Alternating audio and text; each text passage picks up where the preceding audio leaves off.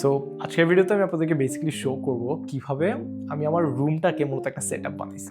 So প্রথমে আসে হচ্ছে আমার এই যে আমার লাইটটা।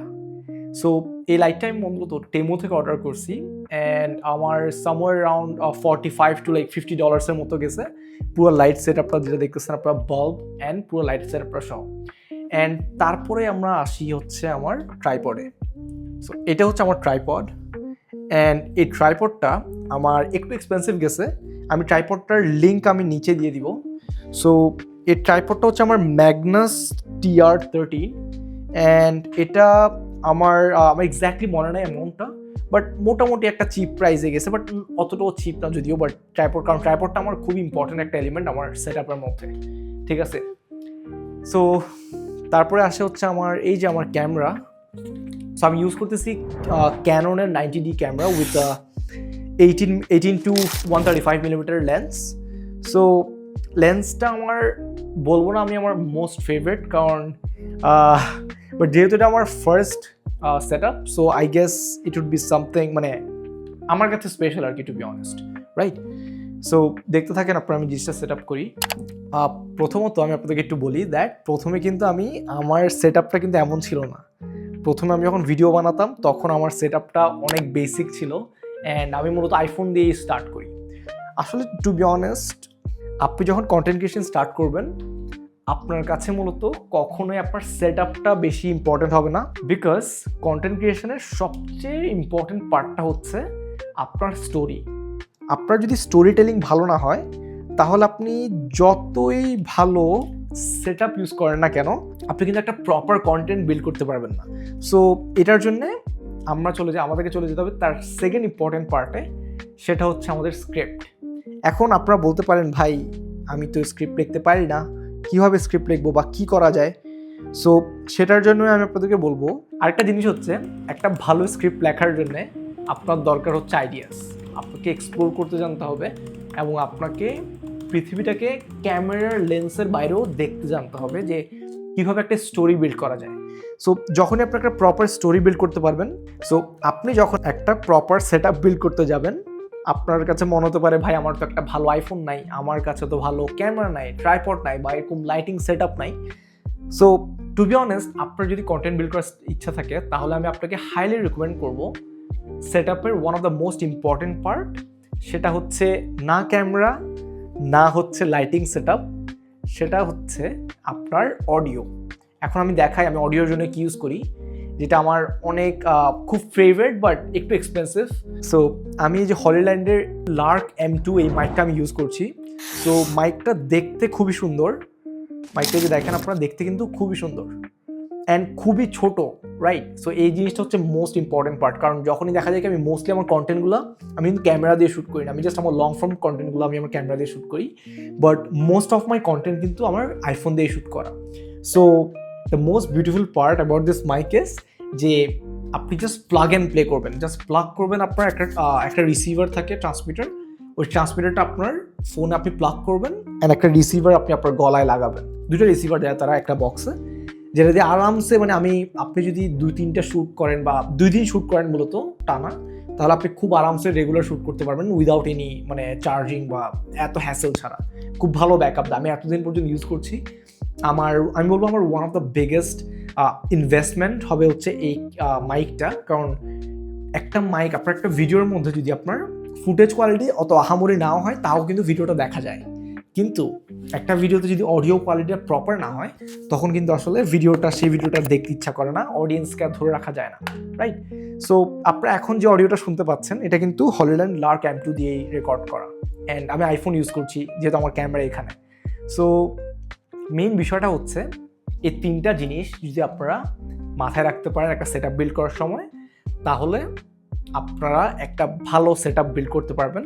বাট একটা ইম্পর্টেন্ট পয়েন্ট হচ্ছে, আপনি যদি বিগিনার হয়ে থাকেন তাহলে আমি আপনাকে কোনোভাবেই রেকমেন্ড করবো না একটা ক্যামেরা কেনা, কিংবা কারণ একটা ক্যামেরা কিনতে গেলে মিনিমাম আপনার 2 থেকে 2.5 লাখ টাকার মতো একটা ইনভেস্টমেন্ট চলে যায়, একটা অ্যামাউন্ট দরকার হয়।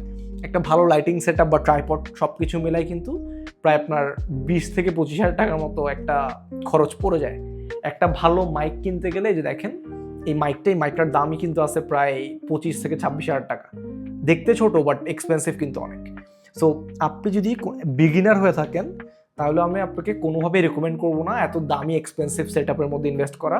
রাদার আমি আপনাকে যেটা সাজেস্ট করবো, প্রথমত আপনি একটা মাইক সেট আপে ইনভেস্ট করেন। আপনি 4-5 হাজার টাকার মধ্যে বা 1000-1200-এর মধ্যে আপনি খুব ভালো মাইক পেয়ে যাবেন, যেগুলোকে আমি কিন্তু প্রথমে লেভেলের মাইক ইউজ করতাম, যেটা হচ্ছে বোয়া M1, ঠিক আছে, বোয়া M1 আর M2 সামথিং, বোয়া মাইকটা ইউজ করতাম, যেটা তার দিয়ে মানে অনেক হ্যাসেল হয়। সো আপনারা যদি আমার প্রথম ভিডিওগুলো দেখতে যান তাহলে কিন্তু আপনারা ওখানে গিয়ে দেখতে পাবেন আমি যে আসলে ওই যে লেভেলের মাইকটা ইউজ করতাম, খুব ভালো রেকর্ডিং অডিও দেয়। অ্যান্ড দ্যাট ওয়াজ ইট, যেটা আমি ওটা ইউজ করতাম। অ্যান্ড লাইট হিসাবে আমি রিং লাইট ইউজ করতাম প্রথমত। অ্যান্ড একটা রিং লাইট আপনি ম্যাক্সিমাম 2000 টাকা খরচ যাবে আপনার একটা রিং লাইট কিনতে। ওটাও যদি আপনি অ্যাফোর্ড করতে না পারেন তাহলে আমি আপনাকে বলবো দ্যাট সকালবেলা কিংবা আসরের আগ মুহূর্তে যে সানলাইটটা আসে ওইটা এগেনস্টে যদি আপনি একটু ভালো মতো বসতে পারেন আপনার রুমেই, আপনি কিন্তু প্রপার সানলাইট পেয়ে যাবেন, যেটা দিয়ে আপনি খুব সুন্দর রেকর্ড করতে পারবেন। সো প্রথমেই আমি আপনাকে বলবো না কোনোভাবে এত এক্সপেন্সিভ সেটআপে ইনভেস্ট করার জন্য। আপনি প্রথমত আপনার 10টা ভিডিও আপনি এইসব লেভেলের মাইক ইউজ করে কিংবা সানলাইটের মধ্যে বসে আপনি বানান। যে ফোন আছে আপনি সেই ফোন দিয়ে রেকর্ড করেন। অ্যান্ড সবচেয়ে বেশি টাইমটা দেন হচ্ছে আপনার স্ক্রিপ্টিংয়ে, ঠিক আছে? কারণ আপনি যদি একটা প্রপার স্টোরি টেলিং ফর্মেটে একটা স্ক্রিপ্ট লিখতে পারেন কিংবা আপনার কাছে একটা স্টোরি শেয়ার করার মতো থাকে এবং আপনি যদি সেটা সুন্দরভাবে উপস্থাপন করতে পারেন, আপনার 90% of the content creation is done, ঠিক আছে? বাকি 10% হচ্ছে আমাদের এডিটিং, আমাদের অডিও কেমন, আমাদের লাইটিং সেট আপ কেমন, যেটা হচ্ছে আপনি ইগনোর করতে পারবেন ইনিশিয়ালি, ঠিক আছে? একটা জিনিস দেখাই। সো এখানে প্রথমত আমি কিন্তু এটা কি ইউজ করতেছি, আমি একটা সানসেট ল্যাম্প ইউজ করতেছি, যেটা খুবই মানে অত এক্সপেন্সিভ না, কিন্তু এটা কিন্তু আপনি দেশে হয়তো 2000-1500-এর মধ্যে পেয়ে যাবেন। এই সানসেট ল্যাম্পটা আমি এখানে প্লেস করব যাতে এটা আমার ব্যাকগ্রাউন্ড লাইট হিসেবে কাজ করে, ঠিক আছে? তারপর আমার এখানে একটা ল্যাম্প আছে যেটা আমি সবসময় টার্ন অন রাখি, আমার ভিডিওতে একটা ভালো কন্ট্রাস্ট দেয়। এখানে আমার বসার চেয়ার, এটা হচ্ছে আমাদের মেইন ক্যামেরা, আমি আমার ফোনকে সেকেন্ডারি, এটা হচ্ছে আমাদের মেইন লাইট। তারপর আমরা আরেকটা সেকেন্ডারি লাইট ইউজ করবো এখানে, এই যে, ঠিক আছে? সো এরকম একটা লাইট আপনারা হয়তো ম্যাক্সিমাম এটাও 1000-1500 টাকার মতোই যাবে। এটা আমার মনে হয় 1500 টাকার মতো গেছিল, যেটা আমরা এখানে সেকেন্ডারি লাইট হিসাবে ইউজ করবো। আচ্ছা, এটা অ্যাকচুয়ালি আমরা এখানে না ইউজ করে আমরা এটা এখানে ইউজ করতে পারি, that would be I guess better.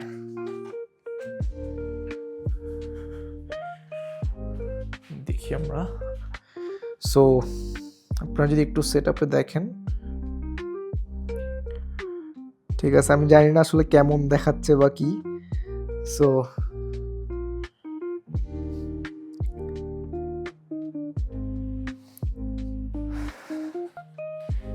Yes, এটাই হচ্ছে মূলত আমার সেট আপ। আমি বলবো না খুব আমি আহামরি একটা সেট আপ ইউজ করি, আমার সেট আপ কিন্তু খুবই বেসিক। আমি জাস্ট একটা মেইন একটা লাইট ইউজ করি যেটা আমি একটা সফট বক্স দিয়ে ইউজ করি। তারপর আমার পিছে একটা সানসেট ল্যাম্প আছে যেটা আমার কন্ট্রাস্ট একটা লাইট ক্রিয়েট করতে হেল্প করে। এখানেও আমার মূলত একটা সেকেন্ডারি লাইট আছে যেটা হচ্ছে আমাকে কন্ট্রাস্ট ক্রিয়েট করতে হেল্প করে। So that was it for the video. আমাকে আসলে অনেকেই বলেছে দ্যাট আমি সেট আপে কী ইউজ করি, তারা সেটা দেখতে চায়, অ্যান্ড সেই কারণে আসলে ভিডিওটা বানানো।